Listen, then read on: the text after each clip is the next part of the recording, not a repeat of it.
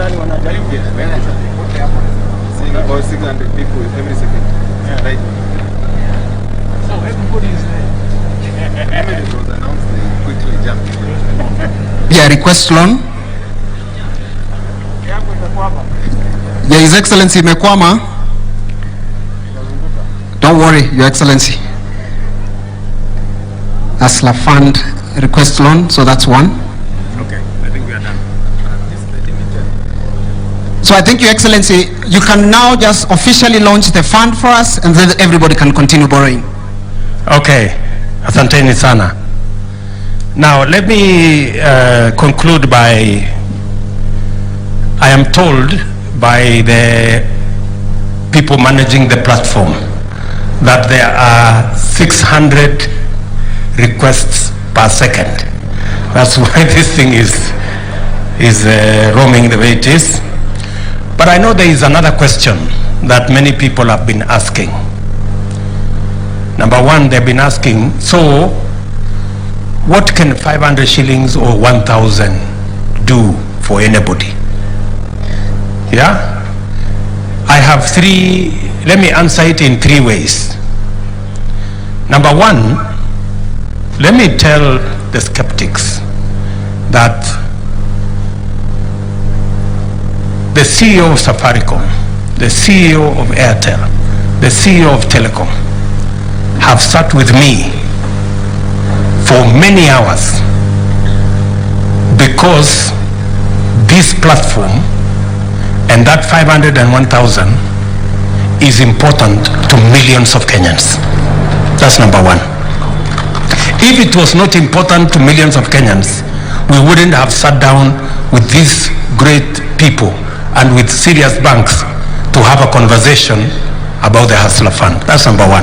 Number two, that 500 and that 1,000, I want you to know there are close to between 10 and 15 million Kenyans on CRB. 80% of those Kenyans on CRB are on CRB because of 1,000 shillings.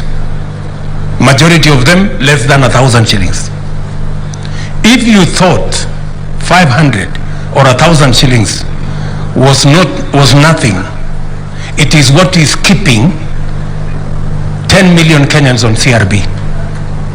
You should begin to think how 500 or 1,000 shillings can keep 15 million Kenyans on CRB if it was nothing. And finally, when we sat down with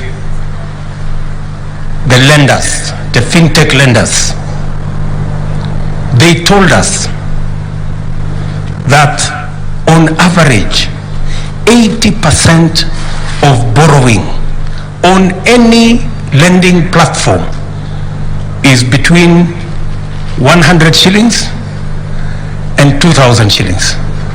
80%, maybe even 90%. If 90% of all these lending platforms are lending between 100 shillings and 2,500, that tells you how important or how much 500 shillings or 1,000 shillings is. If it was not anything, all these lending platforms would not be lending that money. So I think it's a journey towards understanding what is going on in the Republic of Kenya and what ordinary people really want.